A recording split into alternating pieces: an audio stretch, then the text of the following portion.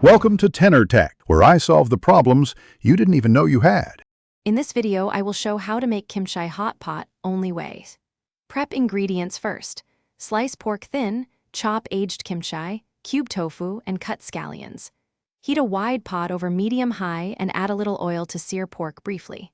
Add kimchi to release bright acidity, then pour 4 cups of broth and stir in gochugaru and soy for balanced spice. Build the layers gently and taste as you go for the best balance. Start with a hot sear on pork to create caramelized flavor, then fold in kimchi to toast slightly. Pour 4 cups of broth and a splash of rice wine, then add gochujang or gochugaru to adjust heat. Finish by nestling tofu and scallions into the pot and simmering until flavors mingle and steam rises. Taste early and adjust spices for a comfortable heat level that keeps the broth vibrant. Add gochugaru or gochujang gradually, stirring and tasting after each small addition.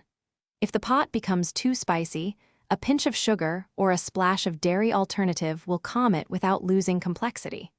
Simmer gently until the flavors concentrate and the pork is tender, keeping the pot live.